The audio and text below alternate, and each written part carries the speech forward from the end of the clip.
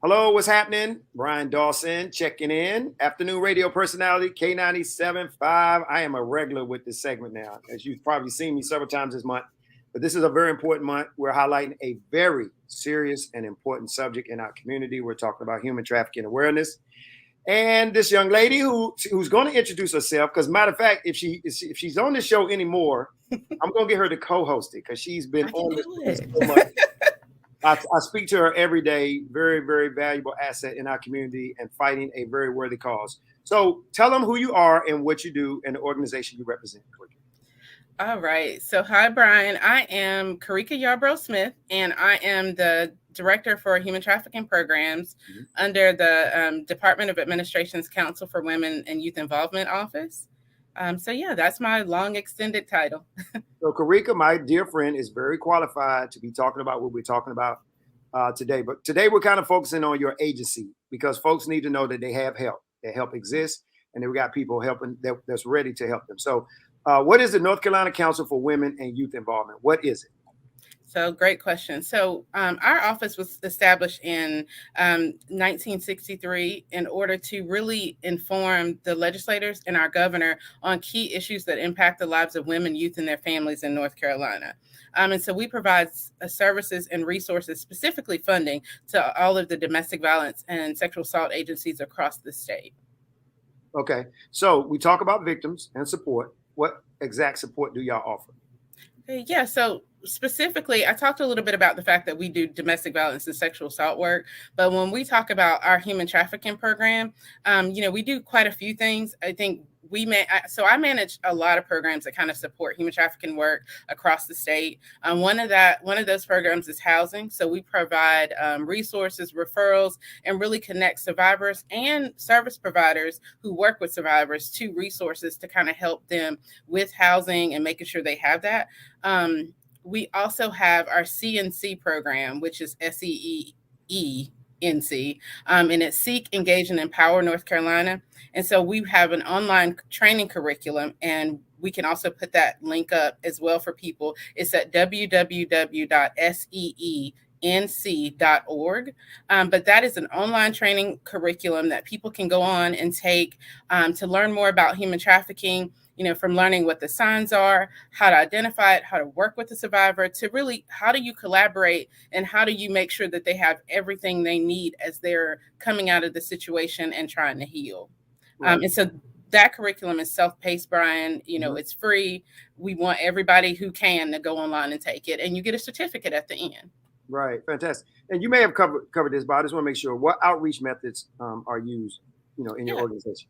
So, and actually, there's a couple other programs that we have too that are also outreach programs. So I'm glad you mentioned that. One of our biggest outreach programs for youth is our LEAD program. And so Kendra will be on and talk about that another day, but specifically looking at youth ages 14 to 17 who are living in rural communities, providing them with leadership opportunities, job skill training, and actually giving them employment and doing enrichment activities with them so that they can also find ways to kind of connect with each other in a world that we're so disconnected because everyone is hiding behind a screen. Right. But when we're talking about outreach, we really have had to change a lot of our outreach because we were doing a lot of in-person. But because of COVID-19 and with the pandemic, we haven't done as much in-person outreach, Brian. We've kind of shifted and really looking at doing a lot of media campaigns and even working with things like what we're doing right now, radio stations, television, trying to make sure that we're getting the message out about trafficking to the general public as much as possible. But our campaigns are all kind of geared towards marginalized communities. So people who the traditional media or outreach is not actually connecting to, our goal is to connect to those people. Right. Talk a little bit about, I'm sure every day you get up, how challenging it is to be working in a field that the playing field shifts with social media, new ways that folks are being trafficked, or new ways that they're becoming victims. Talk about how that feels every day and what things you guys are doing to adapt to the changing landscape.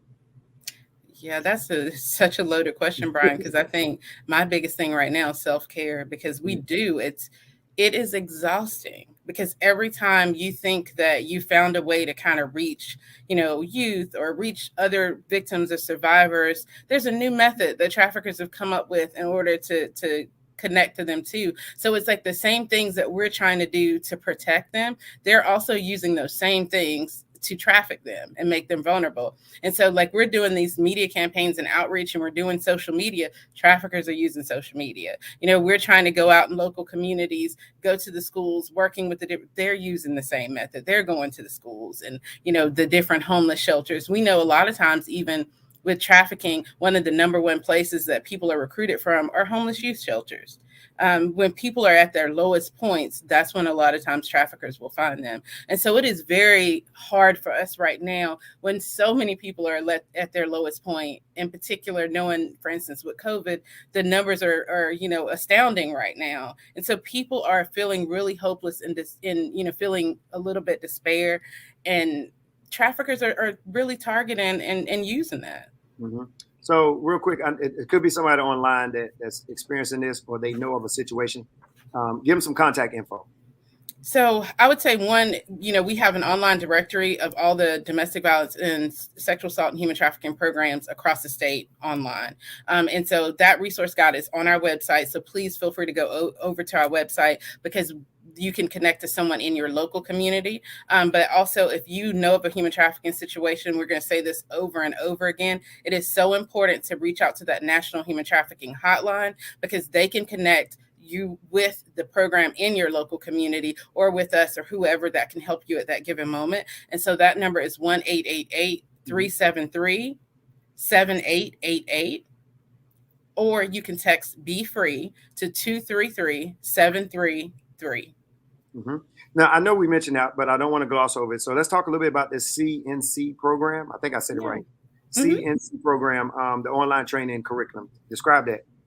Yeah, so, I talked about it for a split second, but I think it's really important. It's something that we created to help everyday citizens, service providers, anyone who is specifically working with human trafficking or working with people that may encounter someone who's been trafficked. You can take that online curriculum. It will take, each module takes about 2 hours. It's self-paced. You can start, you can stop, you can go do whatever you need to do and come back another day and continue taking it. Each module you go through, you get a certificate for that. Even some of the colleges and universities are now using that with their students. So it's something that I really encourage people to go to, which is at www.seenc.org. I know this will be considered one of the answers, but there's victims and survivors out there that need to know what resources that are available. Mm-hmm. Is there anyone that you haven't mentioned, or we want to just continue to drive home the ones that we're talking about? I think the main thing are the groups that we've talked about is your local programs, really connecting to that National Human Trafficking Hotline, because those are the ones that can really help and support victims across the state. Right. What you do is so important. I can only imagine, I know I asked you that really loaded question because I was just trying to think in my head, every day you're out there tasked to fight something that really changes every day. I know you talked a little bit about social media. We briefly mentioned COVID-19. How has that affected some of the strategies that you guys have been able to use? Yeah, we've definitely had to be a lot more creative and innovative in our work. That's just one of the things we're doing. And I encourage people, if you have a chance, ride downtown Raleigh, today. It's our last day of our Blue Lights campaign. And so we have all of our downtown Raleigh lit in, blue lights just to raise awareness, because blue is the human trafficking color, to that issue and show survivors and victims of human trafficking that we see you, we hear you, and we care about you. So we definitely want you to definitely do that. But I think really when we're thinking about how hard it is for us, we are struggling right now with really trying to connect to people as much as possible. That's why we're doing things like this and really creating more online outreach as much as possible. We're doing trainings all the time, but even those are virtual, Brian. Right. So I guess just last question, is there any general information that needs to be said? Somebody's going to get something positive from this. Somebody's going to understand where to go. They're going to also realize that there are people out here trying to help every day. Is there anything that you want to just get out there to let the folks know? I think the biggest thing is, and I say this all the time, is just do no harm. If someone tells you that they are experiencing human trafficking or even domestic violence or sexual assault or child abuse, believe them. It is not our job to figure out if they're telling you the truth or what the scenario or the story was. Connect them, call that hotline, or if they're in, immediate danger, call 911, but connect them to someone that can help them. It is not our job to figure out what the issue is, but it is our job to support them. No doubt. And so, Kiricka, I look forward to having you back so we can continue to tackle these issues. To get some updates, I think next time let's talk about some real serious stories that came out positive, some things that we've done that people just need to know. There's hope out there because there's people like you that's doing this. So thank you so much, Kiricka. And you will be co-hosting the next one that you're on with me. So Yay. me and you will interview someone else. So I'm already calling that true. So again, Happy New Year. Thank you, Kiricka. And anytime you need a platform to come discuss this, just let me know. Thank you, Brian. Happy New Year. Thank you. And thank you to everyone for joining us for Triangle Empowered.